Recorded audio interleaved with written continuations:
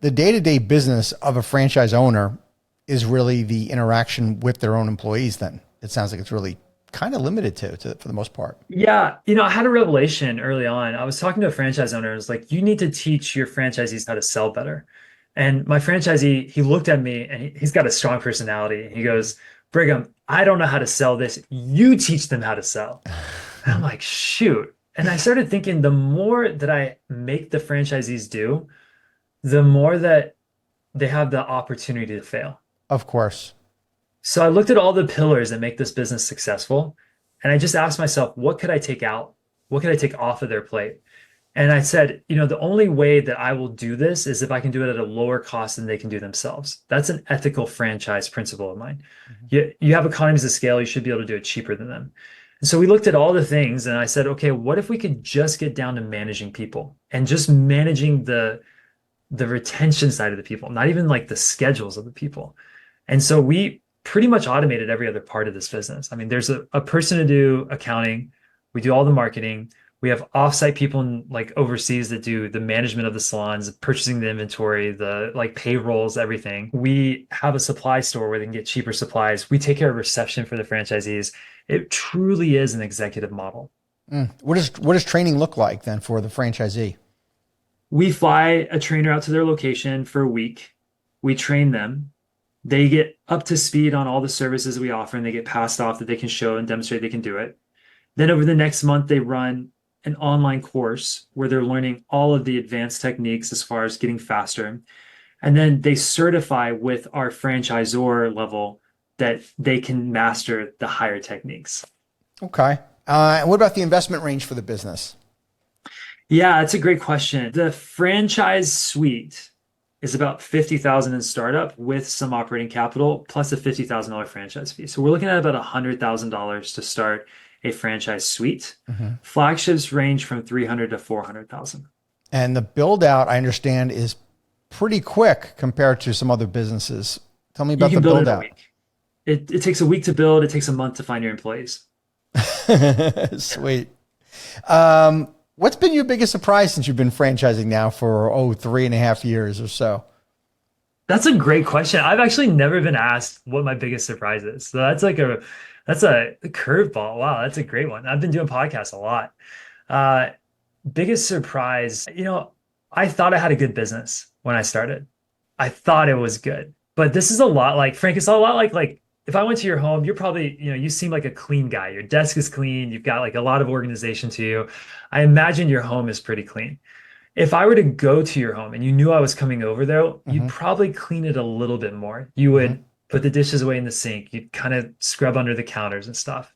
And I think franchising for me was like that. I expected to help other people's businesses grow. Right. I had no idea how much my own business would get better through franchising. Oh, wow.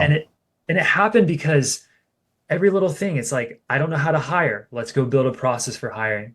We start to think about the hiring process. We start to innovate on it and make it a little bit better. We systematize it.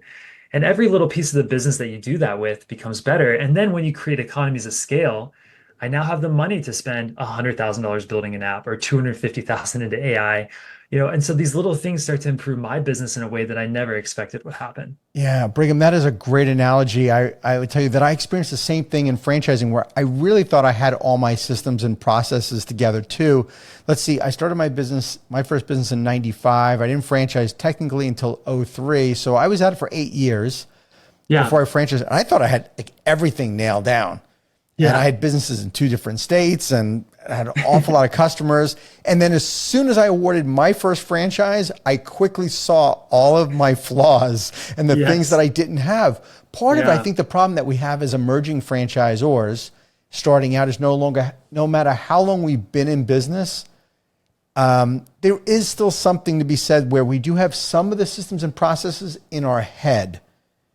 Even though we think we have everything written down. It's the intangible stuff. It's the, like maybe your grandmother's recipe to something where she just does it and doesn't, nothing's written down and she just, makes whatever.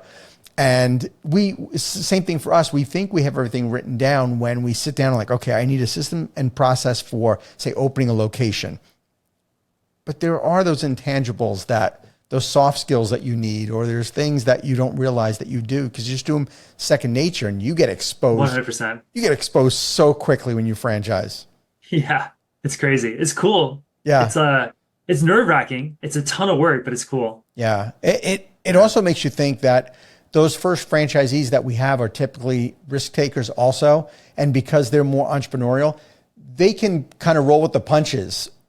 So when we have when I had some flaws, they were able to kind of adjust and go, well, I'll figure it out. We'll figure it out together. But when you start getting to like, I don't know, 25, 50 franchises, those franchisees aren't as forgiving if you have flaws because they assume you have everything figured out. And, you work quickly to learn from your franchisees and make sure that everything is just so. But it's a different franchise owner profile when you have your 50th. And I imagine, you have 86 open, you're going to be at 100 before you know it. Your 100th franchisee is going to look different than your first half dozen. They already do. I mean, my first 2 locations, I paid for the 2 locations to open because I was scared that if it failed, that it would be on me. Like I took this very seriously. And my next 2 locations were 2 of my closest friends, and I told them, look, if you start this, I will start this with you in another state. Wow. And so I went out and franchised my own business in another state at the same time they were doing it. So we were like all failing together. All 3 of us were failing miserably together in the very beginning. And I felt like I was a manager of their business just as much as that franchise that I was starting to create success. And then every round of opening, we saw major improvements in the quality of the franchise that we were running. Yeah. I want to talk about the markets itself. How do you evaluate? I know you talked about having the age of females, ages 20 to 40 something, right? But specifically, how do you decide on what are really potential markets, the right markets to expand to? Yeah, it's a great question. A couple of things are going to come into play here. One is hourly wage of the state. Okay. So if you're starting off, you're a franchisor, or if you're looking at franchises, there's like markets that are like this is like the transition market. Like you don't go to California first, you don't go to New York first. Right. There's just terrible states to get involved in. I mean, the legals and it's just hard, right? Like those are like your mature franchise locations that you go to. Like Dallas, Texas. If I was telling anyone who's starting a franchise, like go to Dallas. That market, low minimum wage, healthy economics. It's a red state, so the labor laws, it's a right to work state. All those things are positive for business, regardless of what your political views are. It'd be a good place to incubate your concept. We looked for markets where we could do advertising. Advertising in smaller markets creates ad fatigue. You see the ad too much. So I can't do much in like a Flagstaff, Arizona, which is 72,000 people. But I can do a lot in a city like Phoenix, where there's 5 million people. So, our first starter pack was, let's look at cities with large populations where we could, plan something and still be successful. And from there, we started moving into mid markets and smaller markets. And now we even target these smaller markets like Hickory, North Carolina, bless their hearts, Asheville, North Carolina. Yeah. But we want estheticians to be owner operators in the smallest of markets because they can still succeed where others can't. You can't put a European wax in a town of 50,000 people. There's not even enough estheticians there to work that. Sure. But a esthetician can go into that market and be very successful. Okay. Tell me about the long-term vision for the company. How big is big, or how many locations do you think you could foresee this company growing to, considering those markets? European Wax started franchising in 2008. We started in 2021. European has 1,050 doors. You would assume they're not fully done growing either. There's a couple of states they're not in. You would assume that because we're a second gen mover, we're not going to be as dense as European. So let's call it 750 units possible for Hello Sugar. But then because we can do this suite model, we also can hit all those small towns that they can't. And I imagine that the total addressable market is around 1,500 for that. So we'll call it 2,250 for the units. Wow. That's incredible. That is very, very cool. Incredible market share. We'll see if we can achieve it. We still have to execute on our vision. Of course. Is this a legacy business for you think? Or do you see doing this for a certain period of time and then maybe transitioning out? I've told myself I'll do this as long as it's fun. I really, really enjoy what I'm doing right now. I love it. I couldn't imagine myself doing something else. But if it ever becomes not fun, then that day will change and I'll pivot. Good for you. You seem like you're having a great time. I'm loving it. I'm having a blast. Yeah. How many people are on your team in the corporate staff? We have 9. We have 9. There's something about this as well. I asked a private equity guy one day and I was like, hey, do you guys hire when you like go into a franchise and buy them? Do you hire value, meaning like somebody out of school? Or do you go find like the shark and just overpay them to bring somebody of like the highest level in?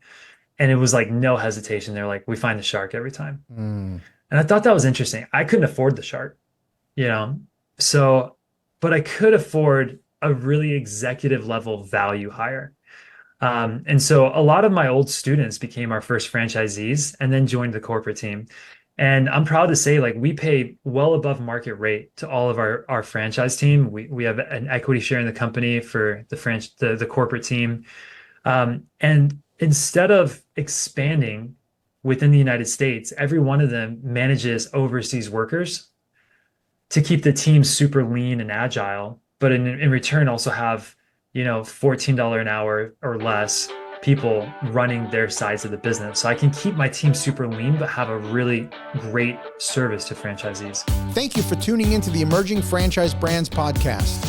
For additional insights, guest applications, and to stay connected, visit us at efbpodcast.com.